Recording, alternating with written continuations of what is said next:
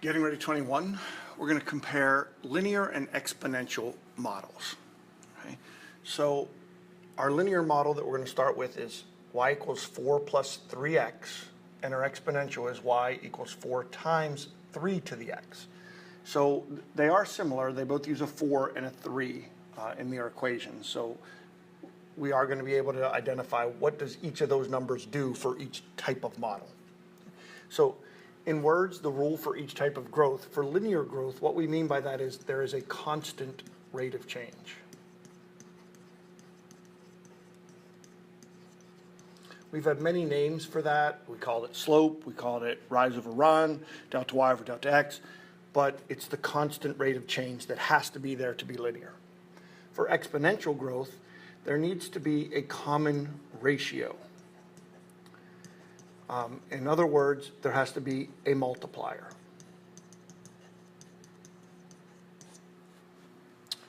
So identify which kind of sequence, okay?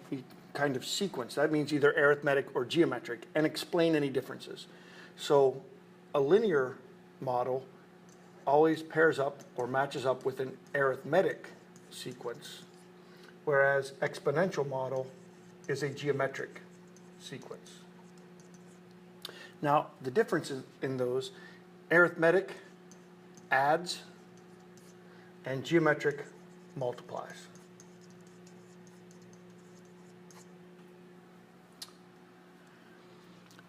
Number 3, a table of values. Now, it doesn't say which x values to use. I am, to be consistent, just going to go from 0, 1, 2, 3, and 4. 0, 1, 2, 3, and 4. Feel free to use your calculator to do this, where you could just put each equation into y equals and then go look in the table. But if I do these one at a time, when I sub 0 for x, 3 times 0 is 0, plus 4 is 4. 3 times 1 is 3, plus 4 is 7. Put in 2. 3 times 2 is 6, plus 4 is 10. 3 times 3 is 9, plus 4 is 13. And 3 times 4 is 12, plus 4 is 16. Now, the question also says, discuss how you determine the rate of change.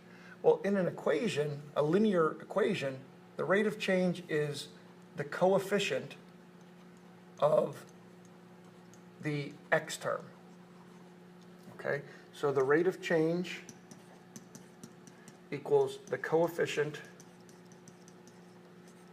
of the x term. If we read the question to mean, how do we figure out the rate of change from the table? Well, we would start from the bottom, the back, the end of it, and go in reverse subtracting. So 16 minus 13 is 3. 13 minus 10 is 3. Okay. For the exponential model, when I substitute 0 for x, 3 to the 0th power, anything to the 0 is 1. So this value is 1, and then times 4 is 4.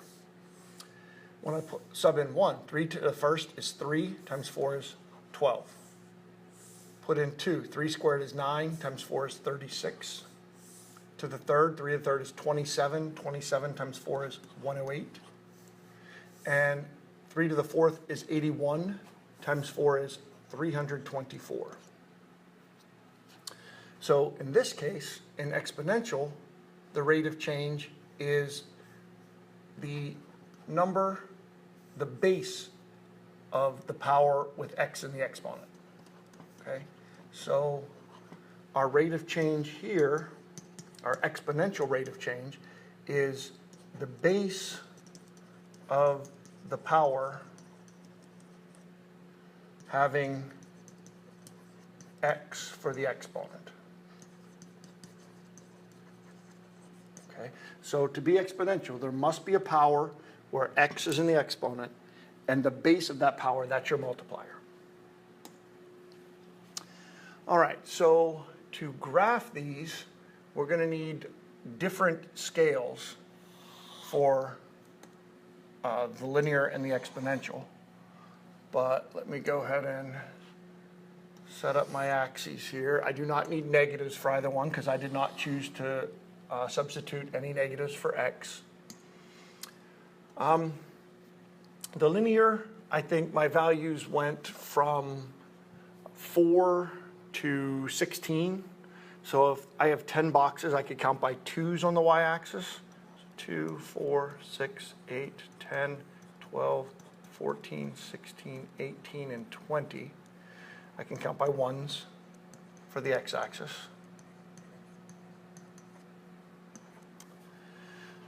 X, Y, X, Y.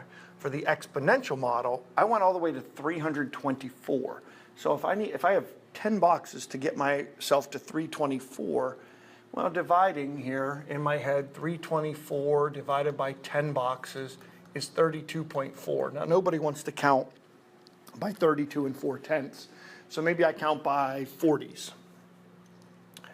So this would be 40, 80, 120, 160, 200, 240, 280, 320, 360, and 400.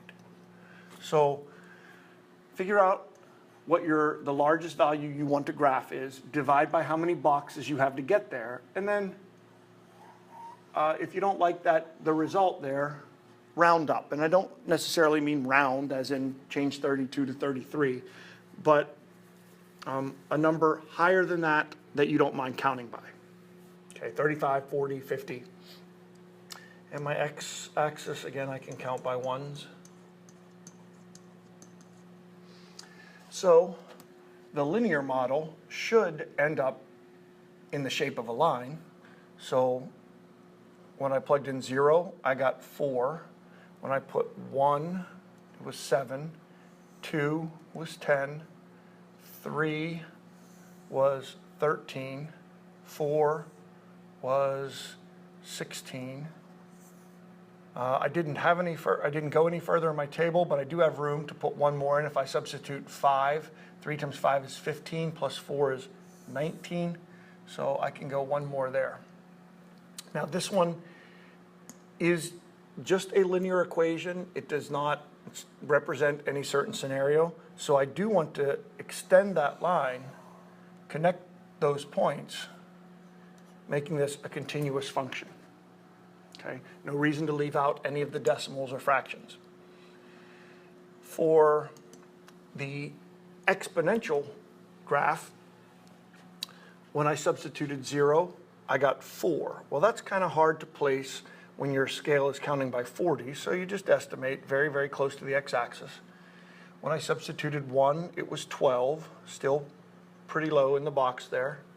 Substituting 2, I got 36. 3 was 81. And when I substituted 4, that's when I hit my 324. Again, this does not stand for any special scenario. It's just a function, so it will be continuous. I want to connect those points with my exponential curve.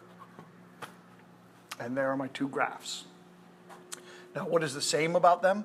They have the same y-intercept. If you'll notice, they both had y-intercept of 0, 4. They're both increasing. And we could get even more. We could talk about they both have the same domain, which is all real numbers. And we could go on and on with some of our properties, but I think that's the basic idea. And the difference here is one is a line and one is a curve.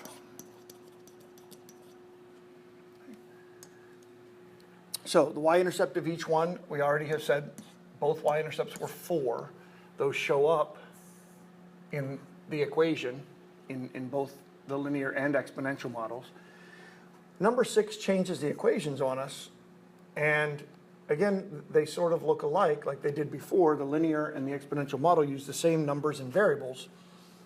The y-intercept for this one, because there is no b term added, is 0. However, in the exponential one, because there is no a term in front of the multiplier, rather than 0, it's 1. Okay? So what do we notice about those intercepts from the original models and our new ones from number 6 is that when nothing, and I'm not even going to write these down, you can put this in your own words, but When the y-intercept is shown in the equation, it shows up in the linear one as your b term, and the exponential as the a term. When there is no additional number showing up in the equation as the y-intercept, the linear model, then the default is 0, whereas exponential, your default is 1, because remember, it doesn't even hit the x-axis.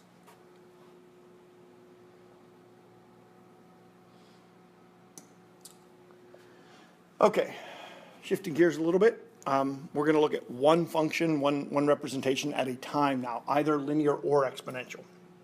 So, number 8, the questions are sort of out of order, or at least you don't have to do them in order, because the first thing it says to do is count the black triangles and write the explicit equation. Well, in order for me to count and then make an equation, I want to record these values down in the table here. I have to do it anyway, might as well be now. Now, if I'm going to write an explicit equation, I know that I will need the 0th term. I will need to know stage 0. So I'm going to go ahead and fill that in the table because I know I will need it, and then 1, 2, 3, and 4. Now, stage 1, there's only one black triangle.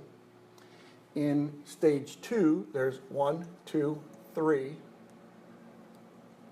So 3. In stage 3, there's 1, 2, 3, 4, 5, 6, 7, 8, 9. And then stage 4, now, if I can see what's going on in the pattern here, each chunk, there's 3 chunks of this triangle, of the large triangle, and each chunk is one of those from stage 3.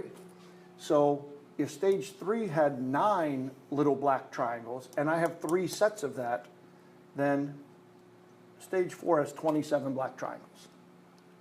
That makes it, the table makes it much simpler to see what's going on, what the pattern is, and it's that this is multiplying by 3, making it exponential. That means when I go to write my explicit equation, it will be in the form y equals a times b to the x.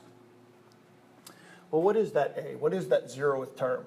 Well, rather than multiply by 3, I need to go backwards and divide by 3. 1 divided by 3 is 1/3. Do not round that to 0.3 or 0.33. Those are not the same thing.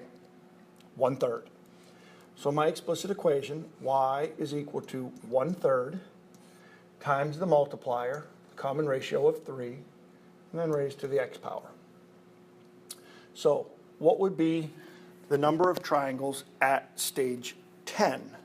Well, that's not one that you're really just going to guess or do in your head or extend the pattern.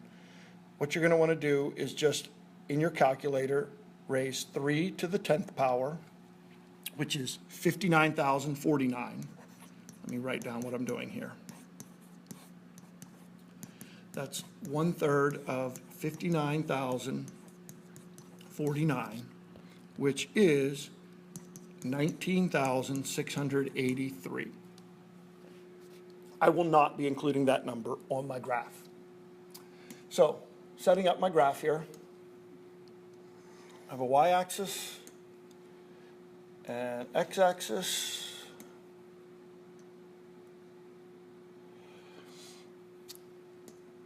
I will need to decide a scale.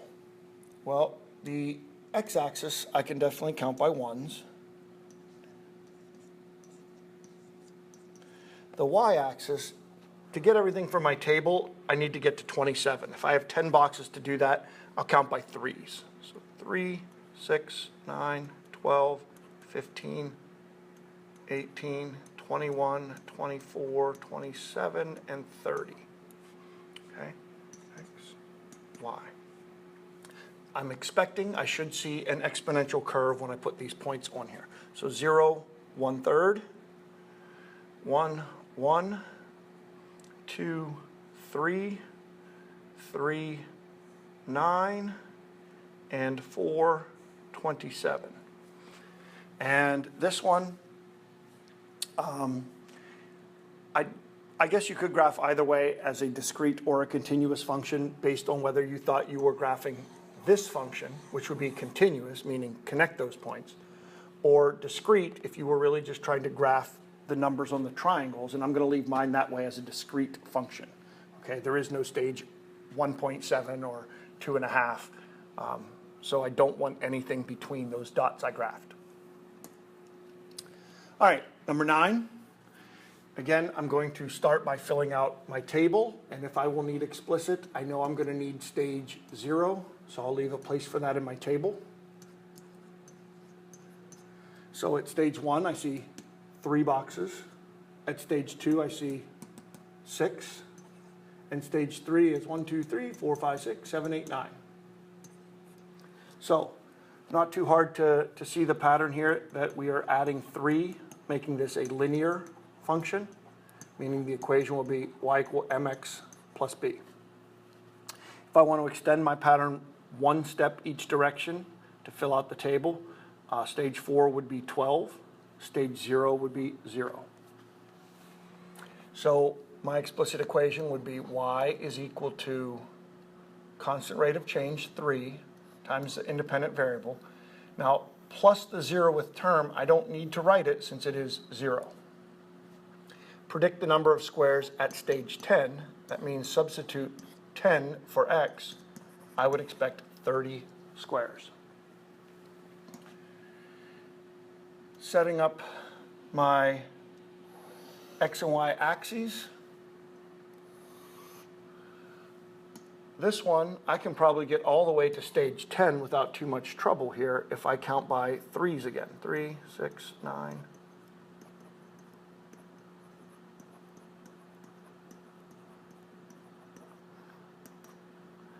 And my x-axis 1's.